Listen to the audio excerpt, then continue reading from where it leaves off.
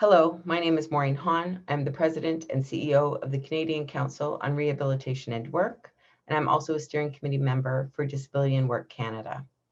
It is my pleasure to introduce you to today's panel, Closing the Autism Employment Gap in Canada. On the panel today are Vanessa Tomas, PhD student at the University of Toronto, Stephanie Côté, Research and Policy Analyst at the Canadian Autism Spectrum Disorder Alliance, and Corey Walker, Project Lead, Success in the Workplace at the Sinneave Foundation. I hope you will enjoy this insightful panel. Hi, everyone.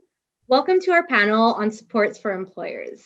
I'm Stephanie Côté, and in this first presentation of this panel, Closing the Autism Employment Gap in Canada, my colleague Vanessa Tomas and I will talk to you about recent initiatives by the Canadian Autism Spectrum Disorder Alliance, or CASDA, and two of its partners.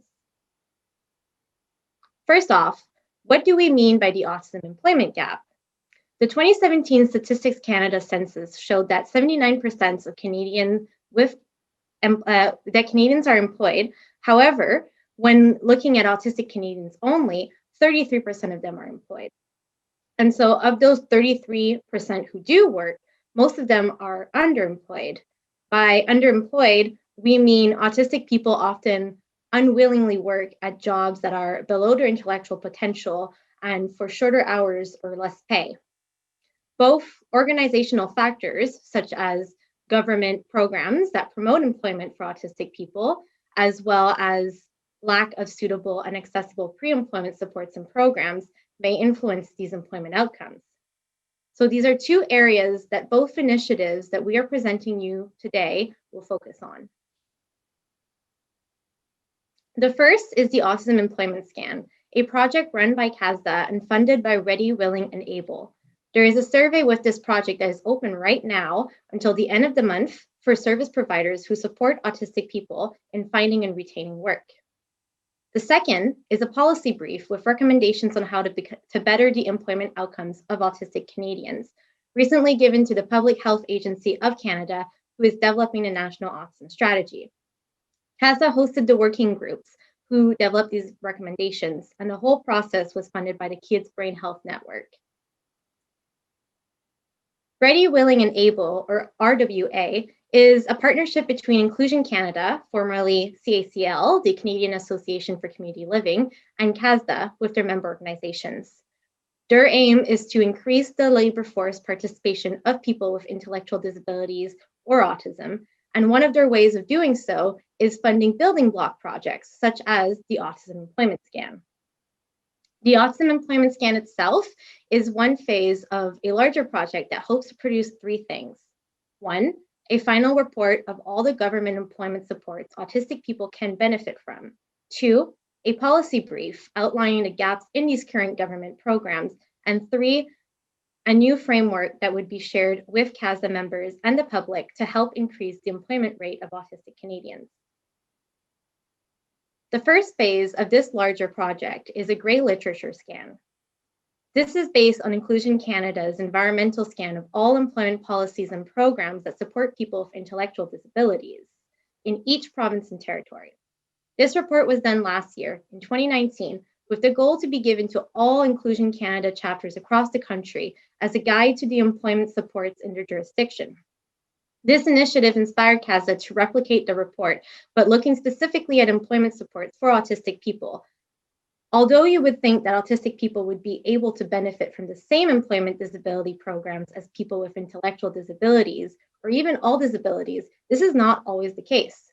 For example, in Alberta, autistic people cannot use the People with Developmental Disabilities program unless they specifically have an IQ of 70 or less. So we decided to look at the eligibility of each of the programs listed in the Inclusion Canada environmental scan, as well as other programs not listed that autistic people can benefit from. In addition, we look beyond provincial and territorial employment supports to federal programs. These include the upcoming Centralized Workplace Accommodation Fund for government employees, the Opportunity Fund, and the Youth Employment and Skills Strategy, among others. As you may have noticed, these are not just programs that only autistic people can apply to help them find and retain a job. We also scan for programs that employers can apply to, such as wage subsidy and workplace accommodation funds. as well as the funds that service providers can apply to deliver support such as job coaching to autistic Canadians. And so the second phase of the project is the Autism Employment Scan itself. You see, in addition to scouring government websites for these employment supports, we wanted to know what did not work for autistic people. Was it eligibility, wait lists, limited choices in what could be funded, no supports for accessibility and acceptance in the workplace, or was it something else? And so you can see on this slide some of our sample questions for the version that we sent to Canadian service providers that help autistic people find and maintain work. If you would like to see the survey, you can scan the barcode and it will bring you to its webpage. When asked what were some specific barriers autistic people experience with work that government programs do not address, many of the respondents answered stress or mental health, lack of awareness around accommodations, issues, and employer attitude. Employment programs and supports undervaluing neurodiverse talents, for example, with wage subsidies as the motivating factor for hiring neurodivergent people, and restrictions such as having to work full-time and being out of school to use employment supports. What is as of yet most unexpected with the survey was the final comments section. Participant community organizations shared their own struggles with using government policies and supports to fund their employment programs. We saw answers ranging from difficult and time-consuming forms to fill, restrictive funding to specific employment supports, no programs for those with lower needs that would be considered more skilled, for example, autistic people with doctorates, and unstable funding that is not long-term enough to make a difference. The third and final phase of this project will consist of interviews. The first phase gave us the lay of the land. The second phase pointed out what wasn't working, and now we want to know what can be done about it. From the Autism Employment Scan results, which highlighted the gaps in current government employment supports autistic people can benefit from, we will be asking questions to autistic people, employers, and key experts on what can be done to address the barriers in the current system. We hope that this information will help guide the employment component of the upcoming National Autism Strategy. We also hope that it demonstrates why the Pan-Canadian Strategy for Disability and Work needs to highlight strategies that will address the unique barriers people with invisible disabilities, such as autism, encounter when trying to find or maintain employment, and the inaccessibility of current government programs for this population. So thank you. And with that, Vanessa will now highlight specific recommendations that can be integrated within these two national strategies. Thanks, Stephanie. So now we're going to get into the second CASDA project, which was done in partnership with Kids Brain Health Network. So focus on competitive integrated employment is highlighted as a priority area for immediate federal action by Canadian stakeholders, including Autistic Canadians, due to this autism employment gap that Stephanie was describing. Specifically, inclusive workplaces and pre-employment programs have been indicated as pertinent target areas to help improve some of these poor employment outcomes. So this really led us to the focus and development of two key employment policy briefs with a focus on one, pre-employment, and then the second, inclusive workplaces. But before getting to that final product, a lot of work was done that began in January 2020. So first, we completed an international scan of autism strategies. Specifically, I looked to find strategies that included policies and recommendations specific to employment. Key examples were pulled from the various strategies, and the countries that had specifically noteworthy employment policies included New Zealand, Scotland, Northern Ireland, Wales, Spain, the United States, specifically the state of Michigan, as well as Australia and Hungary. Within these countries as well, I found strategies pertaining specifically to pre-employment, as well as components of inclusive workplaces such as employer training and on-the-job supports. So next, beginning in May 2020, myself along with my co-chair, Debbie Irish, engaged with stakeholders from across Canada to form a working group. Our group comprised of 10 different people with a vast amount of experience, such as those with lived experience, research trainees, and organizational leaders from across Canada, to name a few. And we engaged with this working group and all the members monthly through 1-hour Zoom meetings, as well as different engagement opportunities like Google Drive and Slack. And through this, collaboratively, we developed 2 policy briefs, one for pre-employment and one on inclusive workplaces. So first, looking at pre-employment, what do we mean by this? So pre-employment programs should not be restricted to adolescents with autism, but instead should be targeted towards individuals with autism across the lifespan of all functional and cognitive abilities who need support developing some of those initial workplace skills. So these programs can include training in life skills like executive functioning, social skills, job readiness, and on-the-job training. And so for our pre-employment policy brief specifically, we developed 4 key recommendations for the federal government to consider. So on this slide are the key recommendations, and I'm going to provide some examples that were embedded within these recommendations. So first, we suggest that the federal government reinvests in and continues longer-term investments of federally funded pre-employment programs, such as Employment Works. Second, through programs that are already supported at the federal level, prioritizing having an autism-specific lens, encouraging upscaling of these programs across Canada, and embedding at the high school and post-secondary levels to assist with the transition to employment, such as Community Works or School Works. And then third, we suggest allocating portions of pre-existing funding programs to be specific for and assist individuals with autism entering the workforce to support pre-employment, such as Youth Employment and Skills Strategy. Fourth, to coordinate program evaluations and share indicators across programs. So for example, indicators could include looking at an increase in competitive employment placements, job retention, wage, and potential for job promotion and upward mobility. So our second policy brief focuses on inclusive workplaces. And by this, we mean environments that optimize and foster the development of employment-related skills and success. Additionally, inclusive workplaces can provide a needed space where the strengths, skills, and the diversity of autistic employees are recognized and celebrated. And this brief specifically also aligns with the Pan-Canadian Strategy for Disability in Work to focus on creating inclusive workplaces for employees with disabilities. So for this policy brief, we developed 5 key recommendations for the federal government to consider. So again, on these slides are the examples of the recommendations, and then I'm going to provide some more concrete examples that were embedded within these recommendations. So first, we recommend to incorporate autism-specific training into initiatives such as the Canada-Ontario Job Grant or the Opportunities Fund for Persons with Disabilities and similar Pan-Canadian programs. Second, we recommend creating opportunities that have an autism-specific focus within the Enabling Accessibility Fund, or to develop similar funding opportunities that are autism-specific. It's important to note, however, that many autistic employees do not require extensive, costly accommodations or adjustments. Sometimes it's as simple as just the usage of headphones. However, other autistic employees might have multiple or dual diagnoses, and sometimes they might require a bit more support. So it's important to have these funds available regardless of the level of supports that are being anticipated to be required. And third, we suggest creation of cross-ministry collaborations using components of accessibility legislation to ensure employers follow and embed best practice models of recruiting, selecting, hiring, onboarding, and retention.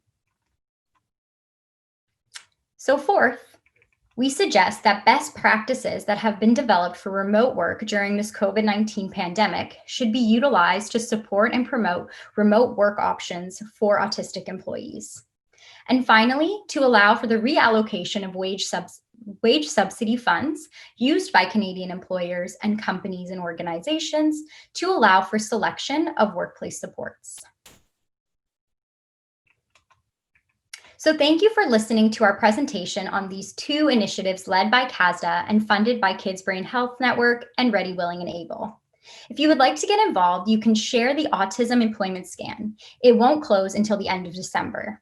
If you would like to participate in the interviews starting in January, feel free to reach out to us in the comments today. Finally, the Canadian Academy of Health Sciences will be running working groups of their own for further consultation on the National Autism Strategy. You can check out their website to help develop briefs, such as the employment one that I just presented to you, to help shape policy and increase the employment rate of autistic Canadians. And now I'm going to pass it to Corey, who's going to present the toolkit that he developed. Hello, everybody. My name is Corey Walker, and I am a project lead for Sinneave Family Foundation, and in charge of developing the Success in the Workplace Strategies from Autistic Employees Toolkit. So Success in the Workplace is Strategies from Autistic Employees Toolkit is a collection of resources that specifically meet the needs of autistic adults and the businesses that hire them. The project developed the toolkit kicked off in March. We are packing the toolkit with simple, innovative, autistic-approved tools that employers can use to support autistic employees and help them achieve success in the workplace. And actually, autistic author is writing the toolkit, that's me, and a team of autistic employees, employers, and human resource professionals are reviewing the content to ensure its usefulness for employers. The first pieces of the toolkit will be available online, already are available online at worktopia.ca/toolkit. We are making sure the entire toolkit is accessible for people using screen readers. Going on to the next slide, the Autistic Workers Survey, developed in collaboration with the Center for Interdisciplinary Research and Collaboration in Autism at the University of BC, gathered input directly from autistic people about what they feel makes an inclusive, welcoming, and supportive work environment. The goal is to contribute insights to support successful and sustained employment for autistic adults. We received 171 responses to the worker survey, all from autistic Canadians. We received responses from every province and the Northwest Territories. This greatly exceeded our expectation of 40 responses. The Autistic Worker Survey results provide us with valuable data, and we've shared the highlights on our first infographic. I'm going to share with you some of those highlights. So some basic demographic information. We had more respondents identify themselves as female than male or non-binary. 47% identifying as female, 39% as male, and 11% as non-binary. When we asked participants about their language preferences, 47% preferred identity first language, i.e. autistic, whereas 31% preferred person first language, i.e. person with autism.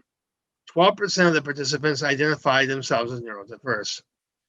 Talking about the employment experience, 88% of respondents reported having been employed at some point in their lives, but sadly 56% experienced difficulty staying employed.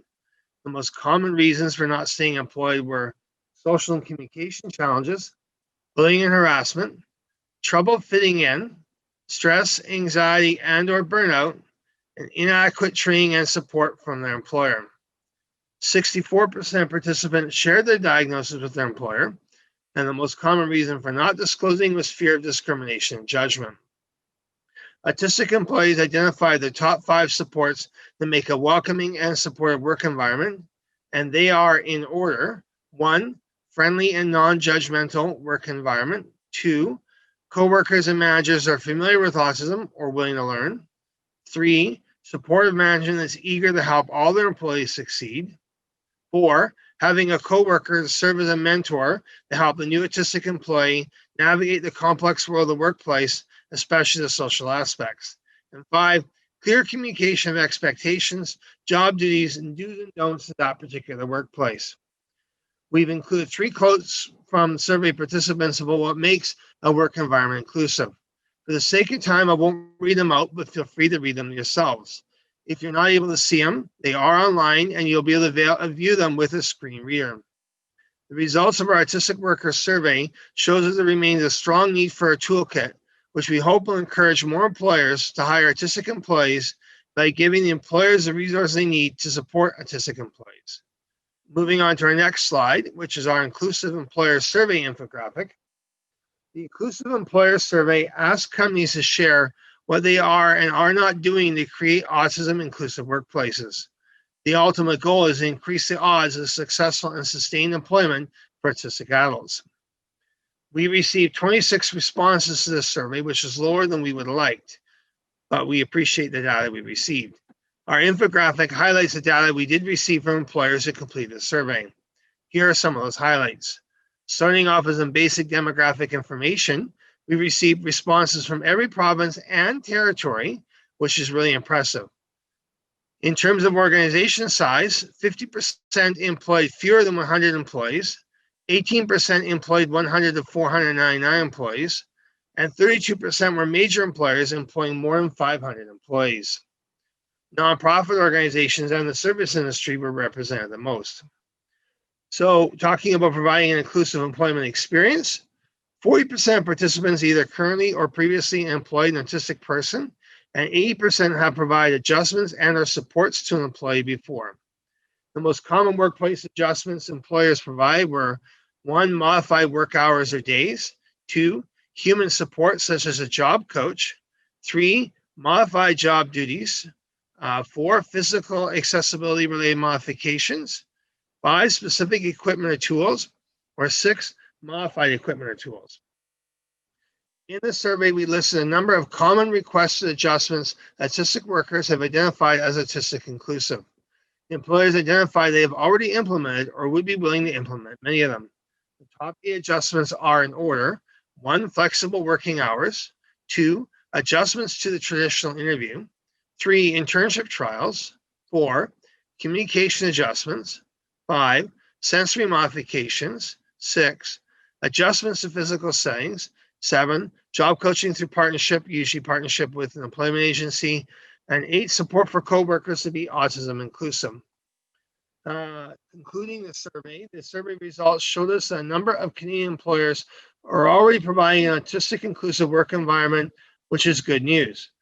We also learned that only 9% of employers consider themselves proficient in supporting an employee's disclosure of a disability. This again shows that we still have work to do in making the Canadian workplace fully inclusive. Next, we'll move on to our final infographic, which is all about key opportunities for service providers and employment agencies. Our final infographic is titled Key Opportunities for Employment Agencies and Service Providers. This infographic takes a closer look at the data received to date from the Inclusive Employer Survey and identifies some key learning opportunities for organizations supporting autistic employees in finding and keeping employment. So what employers told us, we learned from employers what they thought about creating an autism inclusive work environment. One sad statistic from the employer survey is that 33% of employers reported they do not provide an inclusive work environment for autistics, and that's not on their company's radar. Additionally, 50% of organizations surveyed indicated that greater awareness and information about autism would help them become more autistic inclusive. Teaching and learning opportunities. Most of the employers we surveyed told us they were not proficient at understanding autism or related disorders, providing accommodations during the hiring process, or accessing local external resources, services, and supports for autistic employees. Through our survey, we identified autistic inclusive workplace strategies that work for employers and for autistic employees. What we found works for employers: teaching and learning on autism and autism inclusive workplaces, internal expertise on inclusion specific to autism, and advice and information from other autistic inclusive businesses. What works for autistic employees: welcoming and non-judgmental environments, coworker or employer familiarity with autism or willing to learn, supportive management, mentorship, and clear communication. These results are good news because it shows that both the employers and the employees want the same thing. Employees want employers to be knowledgeable about autism and to be supportive. Employers want to be knowledgeable too, so they can be better supportive. The final piece of information I want to share is the top 3 resources best suited to employers as identified by employers themselves. These resources are online learning resources such as webinars and learning modules, partnership with autistic inclusive employment programming organizations, and accessible reading materials. Going on to our final slide, and we'll conclude this here. In conclusion, the results of our 2 surveys shows 2 things. There's an appetite amongst most employers to become more autistic inclusive. And second, there's a real need for some useful resources to help employers accomplish that. I believe that a Success in the Workplace Toolkit is just a ticket to accomplish these goals. Thank you for joining me today. If you'd like more information, you can email info@sinneavefoundation.org. You can also see the Worktopia website, which is worktopia.ca/toolkit. This is where the toolkit will be located for viewing and downloading. We are gradually releasing content as it's developed. Our 3 infographics are already live, and the complete toolkit should be available online by the end of January. And I just want to thank you for joining me. Thank you for your time. And we will join us for the live Q&A here at the end of our presentation. Thank you.